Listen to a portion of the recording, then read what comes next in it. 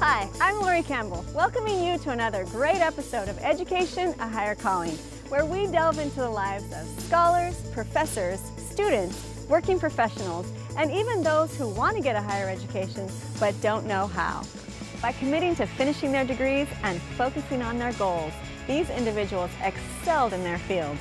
But more than being successful in their careers, these people understood something even more significant: the importance of higher education in fulfilling their divine calling in life. A lot of people probably never understand that governors spend more time dealing with education than any other one issue. For example, in Arkansas, the education budget of our state was 70% of our entire general revenue budget. 70%. Half of that, 50%, was to K through 12, and the other 20% was for higher education. Everything else in all of state government, everything, was in the final 30%. And so education occupied not only a lion's share of our budget, and therefore time, but it really was the single most important thing that I could focus on to bring better jobs to the state. Because you can offer all the economic incentives in the world to a company, but if you don't have an educated and well-trained and capable workforce, they're not coming. So the key to growing an economy, the key to getting jobs, is making sure that your workforce can fill the jobs that you bring. And if you can do that, you're going to grow. If you can't do that, you're not going to grow. And that's all based on what kind of education system you have. I think my faith has carried me through my life, given me hope. When I was at Westmont, we were allowed to question. We were allowed to not just settle in our faith, but why God and why me, and how can I make an impact? How can I make an impact in my home, in my neighborhood, in my career, with my friends, with my church? And I think being able to ask those questions and seek answers had really equipped me to be an educator and to really think about pouring myself and Christ's love into others. And I've been lucky I've been able to do that, working with students all these years in not only 7th through 12th grade, but back here at Westmont, and then raising my own children. So I feel blessed.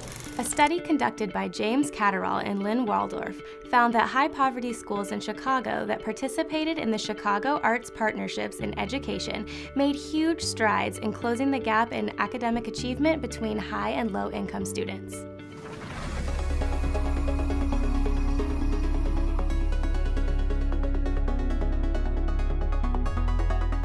Hi, I'm Roger Alves, CEO of Scotia Industries.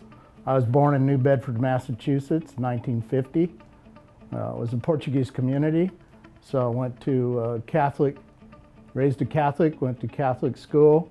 You know, at 5 years old, I remember coloring outside the lines and getting whacked on the back of the hand because I was an outside of the line kind of guy. But the restrictions of the classroom environment, I don't think I liked. I had a group that I had a gang. At lunchtime, we would go out and sneak out of the campus. And so I had a vice president and I had the whole lineup at, I don't know, 8 years old. So we would go get in trouble. A spark for entrepreneurship, I think, began when I was helping my grandfather sell vegetables on the corner. So he had about a half-acre lot, and in this lot he grew everything he could: beets, corn, cabbage, you name it. And so we would sell it out of his Willie's Jeep on the corner. I really liked doing that. So we were there till I was about 9 years old before we moved to California. So my dad had this vision. I mean, he was tired of working at the mills. He saw California as a golden opportunity, and he said just that. It's the golden state. And at that time, if you think of like 1959 when we moved out here, it was. I mean, you could just make your career happen. So he said to his wife, "Mom, I'm going to California. You want to come? Come on." And so she packed up, left her folks, you know, a tight family. We all lived in the same tenement house. Grandma and Grandpa were there. And we packed up, moved out to California. He came ahead, got a job working for a sheet metal company. We settled in the Buena Park area, which is Dairy Valley. So Dairy Valley, and being low, you know, we didn't have a lot of income, so we had a duplex out there. The big thing was being here on October 17th for the Silverado Day Parade back in 1959 or so. Palm trees, breezes, horses. Oh my God, horses. I loved horses. Yeah, we moved to Bellflower in 1963 and went to Bellflower High. And so I went to Bellflower High, and I enjoyed the art classes and architecture. So I was attending Cerritos College at the same time, and I wasn't planning on graduating with the class. So some counselor talked me into graduating with the class, and I couldn't understand why. I just wanted to get on with my life. Yeah, I was a senior when I met my future wife, Scotia, and she was a freshman coming in. Scotia and I got married. So she was 16, I was 19, with child. And then I could finish my classes. Some of my teachers let me finish the classes at night. Scotia finished her 11th grade on the phone. And so we began our married life as teenagers.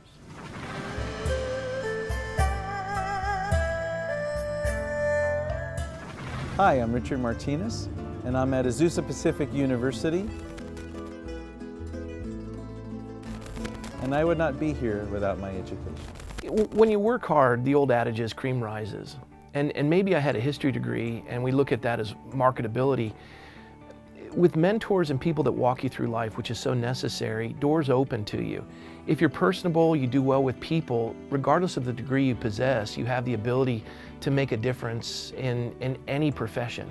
So I had the people skills necessary, I had the work ethic necessary, and all of that with the people I had met opened those doors. And so I just walked through the door that was open. Gosh, if I were listening to this and getting inspired around leadership, there would really be two questions that I'd ask.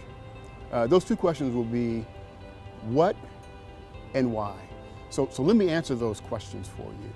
Why do I want to be a leader? Maybe there's something stirring in you where you have felt or sensed the need for high impact or influence in a certain area.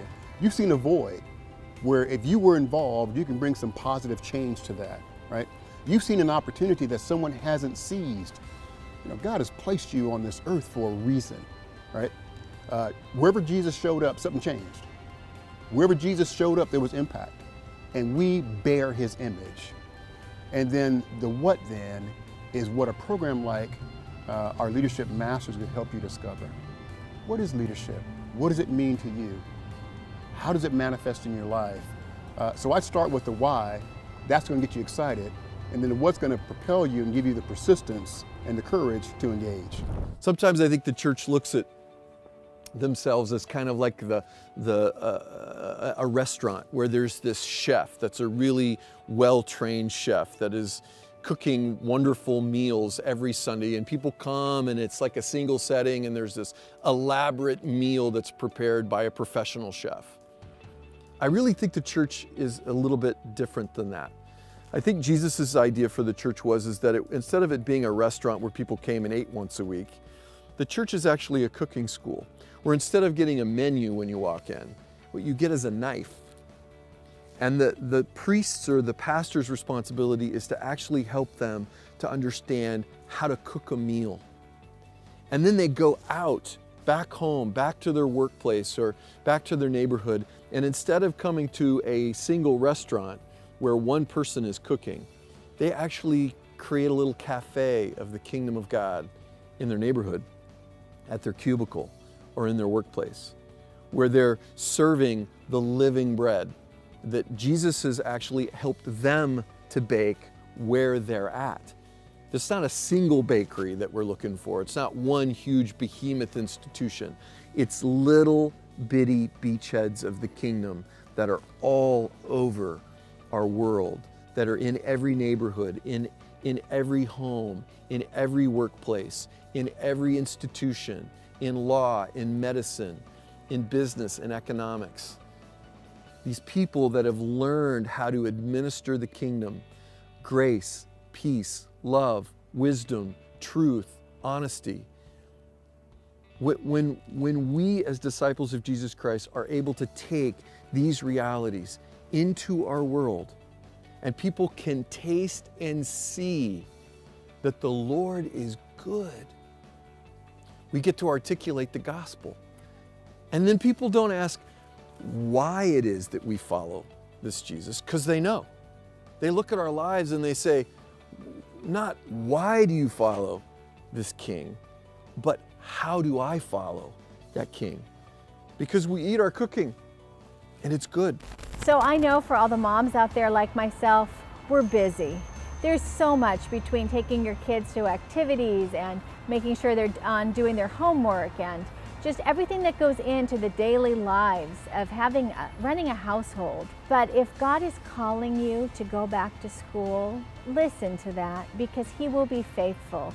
He will provide the resources necessary. He will open up the doors. It's possible to do. You know, it just takes a little bit of time management and an understanding family, but it's so worth it. We tend to think of teachers as woefully underpaid, but in reality, teachers can earn a decent living the first year after graduating.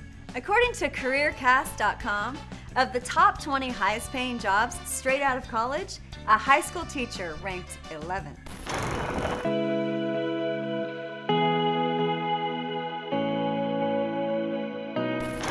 So I graduated in 1968 on the honor roll, still going to Cerritos. The teachers would allow me to finish my work for that semester after we got married. At night I'd do it at home and bring it in and submit so I could get the credits. I left my job at the gas station, appealed to my friend, my best friend, whose dad had a dye shop in LA. And I said, hey, I need a job, Nipper. I'm gonna need to make about $3.25 an hour. And he said, I talked to my dad, and he's good for $1.75. So I went to work for $1.75 an hour in a dye shop. As whatever you wanted to give me to work, I would do it. And I discovered that my friend Nip really had tremendous talent. And so I'd kind of shadow him, help him fix machines. Any overtime I could get, I was always the overtime junkie. And then I had been working with the guy in the shipping department, Jose, who said, look, you need to go find a job that you love in art. And so he inspired me to go get a headhunter. So I got a headhunter out and received a job opportunity at Bowman Astrosonics in Downey, which was a car stereo company. Understood that the next position on the horizon to aspire to, I need to reach out. So I met with my boss at the time at Bowman Astrosonics, and we're kind of fast forwarding a little bit here, but then ended up going to trade tech for that exact reason. Need more education. So I took advertising, two-dimensional design, just at night. So I would drive from work to work in Downey to trade tech at night. And this began my education career. And then I started freelancing for a vice president who had left the company. And that means I was working with the competitor, and my boss didn't like that. So he had asked the COO to fire me in August. I ended up working at a print shop in North Hollywood and worked as the commercial artist. And so the deal with that company is I'd make X amount a week and 30% of any of the art that they sold. So that was really an enticement for me to burn it. One time I worked 36 hours straight on a tiger's milk deal. So then I'd take drugs to get home, amphetamines, because the drive was quite extensive. I used to say a lot of my main motivation was fear. I had the drive to provide for my family. And it wasn't the healthiest way, certainly. The balance came later. Hi, my name is Jennifer Walsh. I'm an Associate Dean of the College of Liberal Arts and Sciences at Azusa Pacific University. I would not be here without the education that the university system has provided me. If you're thinking about getting a degree in higher education, you're not quite sure, I'll just offer this advice that I learned from my own life, and that is, my parents would always say, you never know until you try. And they were both people that did not graduate with a college degree, and yet they believed that if you put your mind to anything, you could do it. And I really believe that with God's help, and if you believe that it's something that you can do, that you will do it. And now it's time for one of my favorite parts, the Q&A, so we can see how smart you are and how much you're paying attention. Here's your question. True or false? Women have now taken over the greater percentage of the workforce in science, technology, engineering, and mathematics. Stay tuned for the answer. Hi, I'm Bill Alexander. Success in college can come in many forms. For some students, it's strictly the dean's list and a stellar transcript leading to graduate school. For other students, college success might mean just as much what happens outside the classroom as inside. Here is some good advice for how to approach your college experience.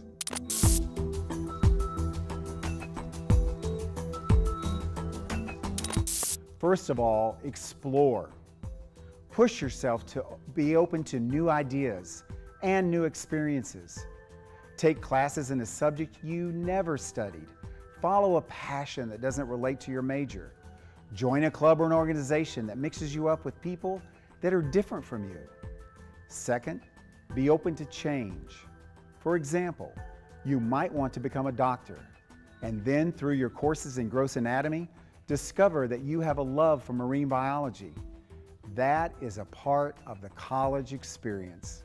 Many students change their major and find purpose in something they never dreamed of. And through it all, remember to stay balanced. College can be overwhelming. While you're focused on juggling assignments and lectures and labs, you mustn't let the other parts of your life slide. Take care of your health, exercise, and eat a balanced diet.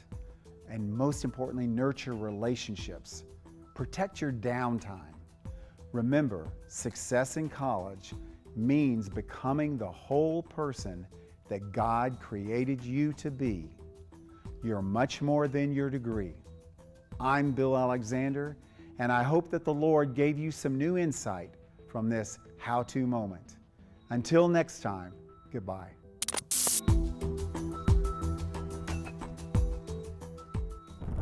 Welcome back. Your question was a true or false question.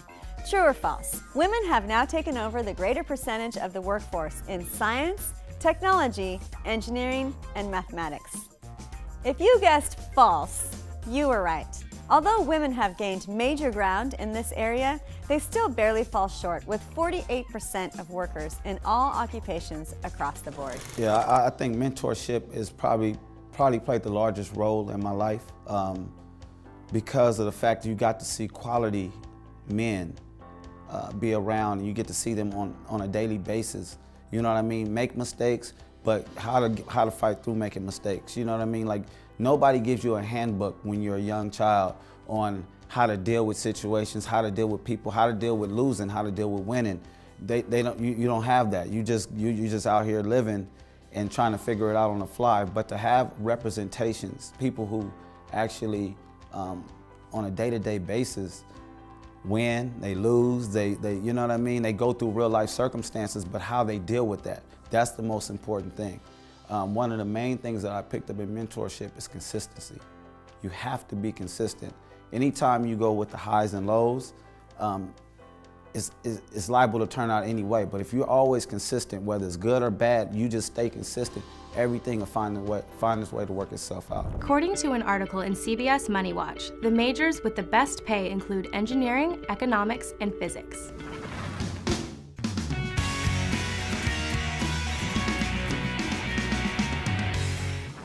I met a guy named Joe Vermeeren who had an idea and had a business selling catalog car stereo products.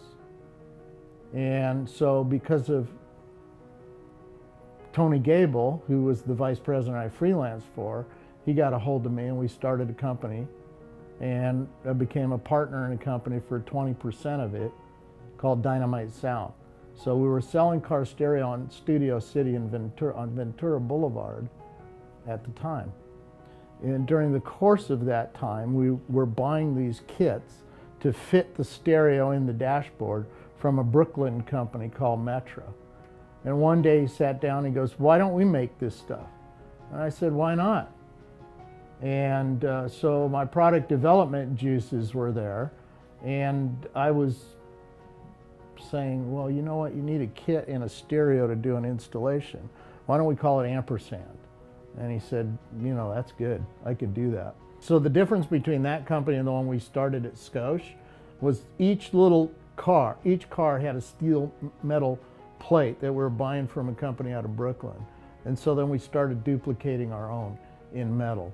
In 1975, what was falling apart was my original company with Joe, Ampersand.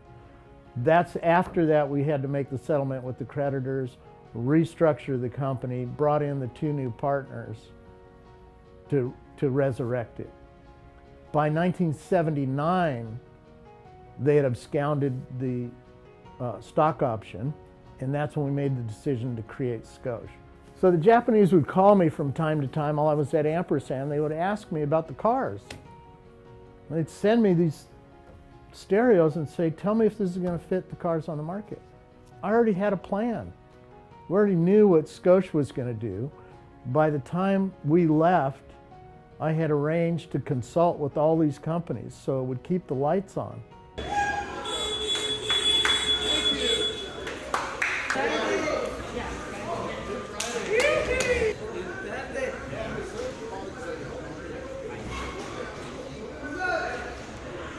Well, yeah, I do think that my behavior held me back. I think that you just don't see as clear. And a lot of the chaos that we had in our personal life was because of me. And my wife's she's the glue and trying to hold this whole thing together. She has unlimited love. And that was just kind of tossed aside. Scotia discovered BSF, Bible Study Fellowship, dug into the Word. I had happened to say, this is a good thing, man. I'm going to pick this up 2 years later. I got into BSF myself, and then we dug into the Word like you can't believe, and never looked back. And only look back is to say, there was God when we didn't want Him or need Him. He was there for us, or I'd be dead right now. So after like 90, 92, we started going back to church, got into BSF. By 1994, we got Walmart. Lights out. So tell me that's not God. So you get rid of the drugs, you get rid of the alcohol, add Jesus. There's a recipe. Hi, my name's Lynn Stokes, and I'm an attorney and a commercial real estate broker, and I would not be where I am today if it was not for my education. A lot of people, when they get out of college, they think, well, that's the last time I'll ever have any contact with that place. And I guess maybe in some schools that's the way it works. I think that's the difference between a typical college and a Christian university, where the students are not just part of the machinery that goes through and is manufactured out with a degree, but it's a very, very valuable person in whom God has invested something. His grace, His love, His presence. You can't call that a course, you can't pay for it, you can't afford it, but it may be the most valuable thing that comes as a result of a college education. In the Old Testament book of Deuteronomy in chapter 6, we find the Shema. Shema is a Hebrew word meaning to hear. And so the Shema says, "Hear, O Israel, the Lord your God is one, and you shall love the Lord your God with all your heart, with all your soul, with all your might." So important was this exhortation that in the New Testament, Jesus repeats it a number of times. When someone approaches Him and says, what's the most important commandment? He refers to the Shema.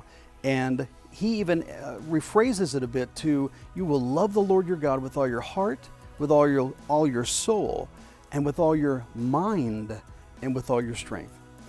As believers in Jesus Christ, as men and women who love the living God, we're called upon to love God with everything we are, with everything we've got, including our minds. And so to love God with our mind means we think deeply about Him. We also think about Him and relate Him and His truth to the world around us. So the study of biology, the study of origins, the study of politics and societies and cultures, all of those things become vitally important and relevant tools to the believer because we know the God who created these things. We know the God who created cultures and who created the human body. We know the God who's the ultimate creator. And so we're to love Him with our minds. So Christians should be the most educated, the most well-informed, the most sharply thinking people around. So men and women, let me just encourage you. Love God with everything you've got, but love Him as well with your mind.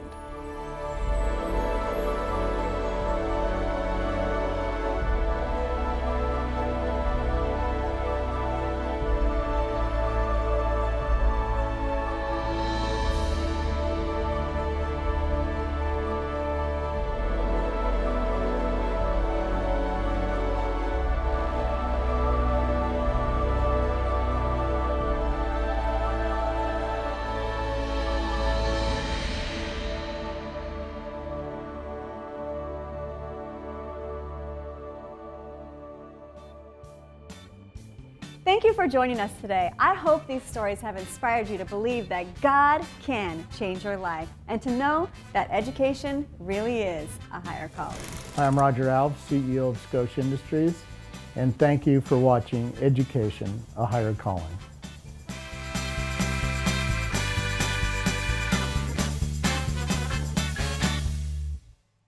Is education for you? Well, if you're like me and so many other people I know, going to a college like this seems almost unattainable. But I'm here to tell you that's not the case. Thanks to the people at ministry.com, there are hundreds of opportunities that can help to make your dreams for a better life come true.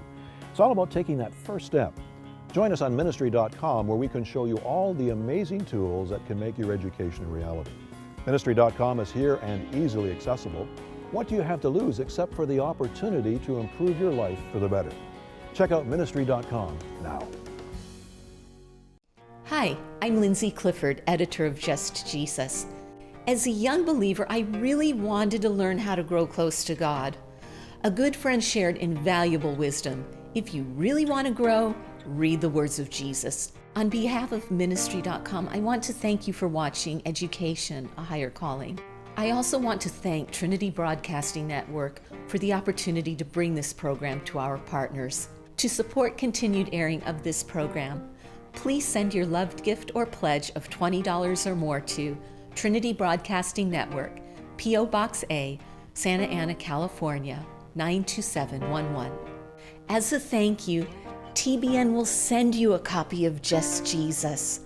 Get to know your Savior. He is an amazing person. I'm Lindsay Clifford. Thank you again for watching and for your generous gift. God bless you.